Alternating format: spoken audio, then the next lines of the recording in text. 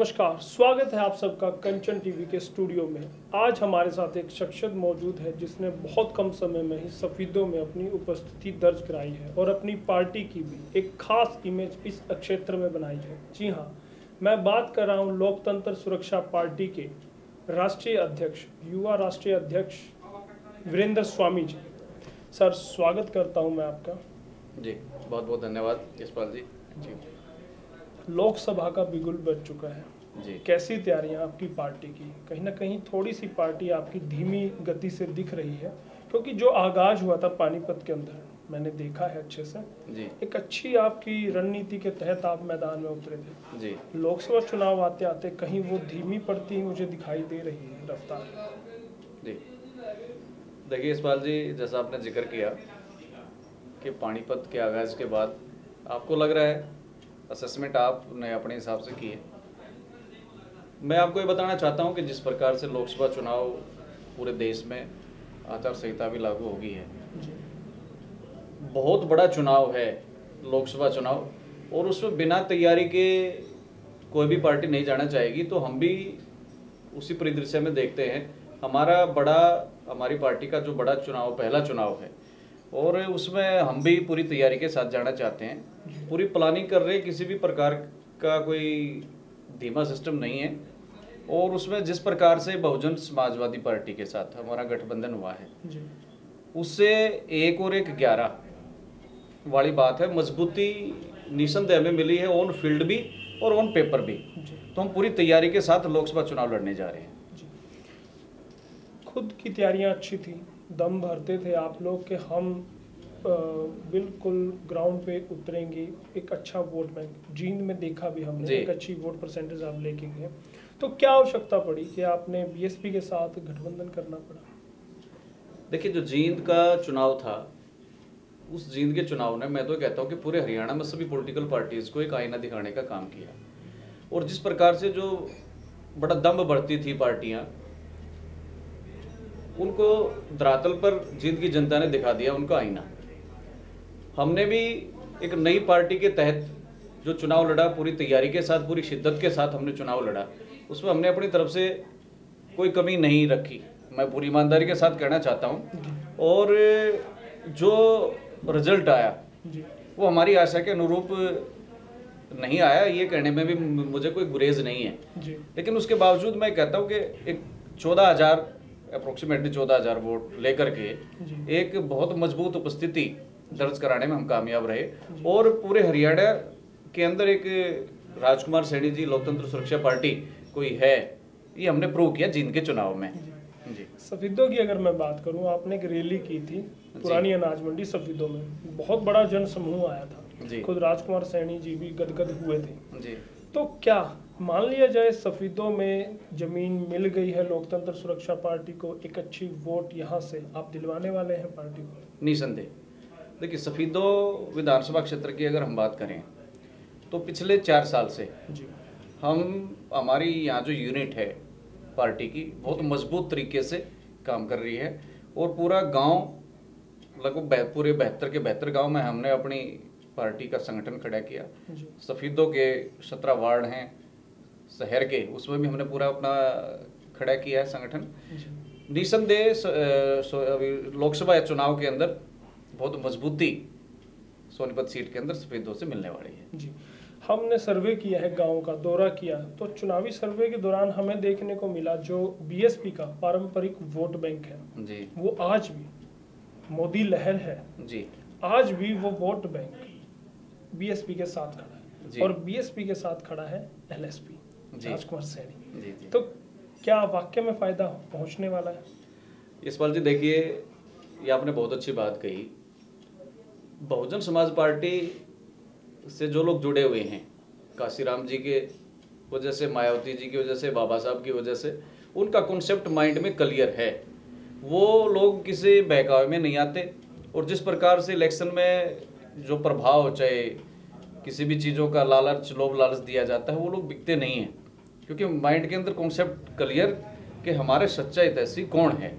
तो निसंदेह बीएसपी का जो वोट बैंक है एक बहुत मजबूत वोट बैंक है। और हरियाणा के अंदर जिस प्रकार से पिछले 4 साल में राजकुमार सैनी जी के नेतृत्व में लोकतंत्र सुरक्षा पार्टी ने जो एक जगह हरियाणा के लोगों के दिलों में बनाई है, वो 2019 के अंदर कोई नया गुल जरूर खिलाएंगे, इसकी उम्मीद है हमें। सोनीपत लोकसभा की अगर मैं बात करूं, शिवपाल सैनी लगभग तय माने जा रहा है, तो क्या राजनीतिक समीकरण जातीय समीकरण में मिला के आप जीत दर्ज करना चाह रहे हैं? देखिए, जहाँ तक सोनीपत लोकसभा के उम्मीदवार की बात है, राजकुमार सैनी जी की पार्टी में हमारे पार्टी के राष्ट्रीय अध्यक्ष श्रीपाल सैनी जी हैं, और अभी कैंडिडेट तो हम नहीं कह सकते क्योंकि पार्टी हाईकमान का जो डिसीजन होगा वो सबको स्वीकार्य है, और वो अभी निर्णय हुआ नहीं है, उसकी अनाउंसमेंट अभी हुई नहीं है उम्मीदवार की। तो उनमें से एक हो सकते हैं, श्रीपाल सैनी जी भी हो सकते हैं, आप भी हो सकते हैं, हम भी हो सकते हैं। तो जब तक संभावना ही है, जब तक डिक्लेरेशन नहीं होती है, लेकिन बहुत मजबूत उम्मीदवार हम आपके सोनीपत लोकसभा में देंगे, सच्ची गोलियां नहीं खेलेंगे। बिल्कुल बिल्कुल। चलो देखने में अभी जल्द ही हमें आ जाएगा। तो कब तक हम उम्मीद लगाएं? आपके जो कैंडिडेट हैं, आपको तकरीबन गठबंधन में 2 सीटें मिली हैं, तो कब तक घोषणा हो सकती है? देखिए, हमारी जो पहली सीट महेंद्रगढ़ भिवानी, उसमें हमने हमारी पार्टी के जो पूर्व प्रदेश अध्यक्ष रमेश राव पायलट जी, उनकी सीट डिक्लेयर हमने कर दी है। सोनीपत की है, बहुत जल्दी हम सोनीपत सीट का जो उम्मीदवार है हमारा वो डिक्लेयर करने जा रहे हैं। जी, क्या पूरी शिद्दत के साथ एलएसपी का हर कार्यकर्ता बीएसपी के लिए प्रचार में उतरने वाला है? जी, पूरे दमखम के साथ, निसंदेह। क्या एजेंडा है? क्या मायावती को आप प्रधानमंत्री की कुर्सी पे देखना चाहते हैं? देखिए, ये बात जैसे राजकुमार सैनी जी भी कहते हैं कि भाई पद की कीमत नहीं है, पद में कोई अहमियत नहीं है, अहमियत है जज्बे की, इच्छा शक्ति की। और जिस प्रकार से देश के प्रधानमंत्री आदरणीय मोदी जी, आज आप किसी से पूछ लें, जनरली एक बात मैं कह रहा हूं, कहते हैं देश का प्रधानमंत्री कौन होना चाहिए? भाई नरेंद्र मोदी जी होना चाहिए। इस प्रकार की भावना आज देश के अंदर चल रही है। लेकिन जो बुद्धिजीवी लोग हैं वो सब सोचते हैं कि आज 2019 से 5 साल पहले 2014 के अंदर यही नरेंद्र मोदी जी थे और लोगों की जुबान पे यही नाम था, नरेंद्र मोदी देश के प्रधानमंत्री होंगे। लेकिन आज विचारणीय बिंदु ये है कि जो माननीय प्रधानमंत्री नरेंद्र मोदी जी ने 2014 में जनता के साथ जनता को वायदे किए थे, धारा 370 खत्म करेंगे, राम मंदिर बनाएंगे, काला धन लेकर के आएंगे, इस प्रकार के वायदे जो जनता के सामने नरेंद्र मोदी जी करके आए, उनमें से एक भी वायदे पर कहीं पर बीजेपी खरी नहीं उतरी। जो समझदार लोग हैं, बुद्धिजीवी लोग हैं, वो सब समझते हैं कि ये सब इस टाइम एक साइकोलॉजिकल और एक पैट्रियोटिक देशभक्ति का सिस्टम, एक प्रोपेगेंडा करके एक दिमाग को बांधने का काम किया जा रहा है, ड्रामेबाजी के द्वारा, सब्जबाग, यस, वो दिखा करके। लेकिन देश की जनता सब समझती है कि क्या पुलवामा अटैक के बाद जो वहां पर बम गिराए गए, एयर स्ट्राइक की गई, कितने मरे कितने नहीं मरे, ना तो हम कह सकते, ना बीजेपी वाले कहने के पक्ष में, और ना हमें ये जानना कितने मरे। लेकिन मैं सिर्फ सवाल इस बात पे उठाता हूं, क्या पुलवामा अटैक के बाद सर्जिकल स्ट्राइक पाकिस्तान की समस्या का खात्मा है? क्या आतंकवाद इससे खत्म हो जाएगा? मतलब हमने जो समस्या थी, कश्मीर समस्या, पाकिस्तान समस्या, आतंकवाद, टेररिज्म, उसको समाप्त करने के लिए नरेंद्र मोदी जी की सरकार से सबसे ज्यादा उम्मीद थी कि पाकिस्तान समस्या का समाधान नरेंद्र मोदी करेगा। इस नाम पर वोट मिले, नरेंद्र मोदी जी राम मंदिर बनाएंगे अयोध्या में, इस बात पर वोट मिले, धारा 370 खत्म होगी, इस बात पर वोट मिले। मैं विरोध नहीं कर रहा, लेकिन जनता जानती है कि कहां तक नरेंद्र मोदी जी खरे उतरे इस पॉइंट पर। तो जनता बड़ी समझदार है, वोट किसको मिल रहे हैं वो तो समय बताएगा। मैं चलते चलते एक सवाल लूंगा जी। राजकुमार सैनी एमपी इलेक्शन नहीं लड़ रहे, तो क्या मौके की नजाकत को भांपे हैं या फिर मुख्यमंत्री की कुर्सी दिखती है? देखिए, उनके लोकसभा का चुनाव नहीं लड़ने का विषय बड़ा गंभीर है और संवेदनशील इशू है। इसके बारे में सिर्फ इतना ही कहना चाहता हूँ, नई पार्टी है और नया काम आप भी कोई खड़ा करे, हम भी खड़ा करें, तो उसमें मेहनत की ज़्यादा ज़रूरत पड़ती है। अगर निसंदेह राजकुमार सैनी जी किसी सीट से इलेक्शन लड़ते हैं तो उस पर ज़्यादा फोकस होगा पूरी की पूरी पार्टी का, क्योंकि वो एक प्रेस्टीज इशू बन जाएगा कि भाई आपके अध्यक्ष ही नहीं जीते तो फिर पार्टी खत्म हो जाएगी। तो ऐसा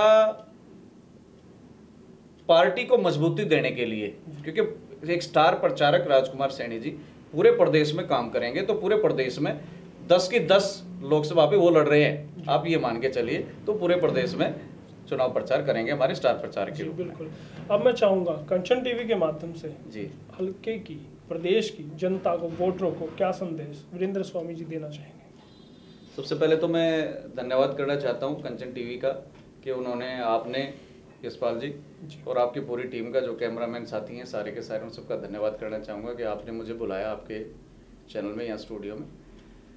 दूसरी बात, आपके चैनल के माध्यम से मैं सफीदो हल्के की जनता से अपील करना चाहता हूँ, किसी भी बहकावे में आकर के, किसी भी ड्रामेबाजी में ना आकर के उससे प्रभावित हुए बिना आप वोट का यूज करें और सही उम्मीदवार जो कि राजकुमार सैनी जी और बहुजन समाजवादी पार्टी के नेतृत्व में हरियाणा के अंदर लड़ा जा रहा है बहन मायावती जी को देश का प्रधानमंत्री बनाने के लिए, तो ज़्यादा से ज़्यादा वोट आप बहुजन समाजवादी पार्टी और लोकतंत्र सुरक्षा पार्टी के साझा उम्मीदवार को दें। यही प्रार्थना मैं जनता से आपके चैनल के माध्यम से करना चाहता हूँ। जी, बहुत बहुत धन्यवाद कंचन टीवी से बात करने के लिए। Thank you. दर्शकों को बताना चाहूँगा, तो ये थे राष्ट्रीय अध्यक्ष वीरेंद्र स्वामी, जिन्होंने बड़ी बेबाकी से बात कही। कुछ सवालों पे उन्होंने चुटकी ली विरोधियों की, और कुछ सवालों से वो कन्नी काटते भी नजर आए, लेकिन उनका एजेंडा बिल्कुल क्लियर है कि वो अपनी पार्टी को जीत दर्ज कराना चाहते हैं। इसके लिए उन्होंने रिजर्व रख लिया अपने संरक्षक खुद राजकुमार सैनी को भी। तो कहीं ना कहीं स्ट्रेटजी में बदलाव किया है उन्होंने, और जीत उनके लिए मायने रखती है। गठबंधन में वो सरकार बनाने वाले हैं और बहुत ही बड़े कारनामे करने की उम्मीद वो पार्टी से रखे हुए हैं। तो बने रहिएगा हर नई खबर के लिए, हर पार्टी की खबर के लिए कंचन टीवी के साथ।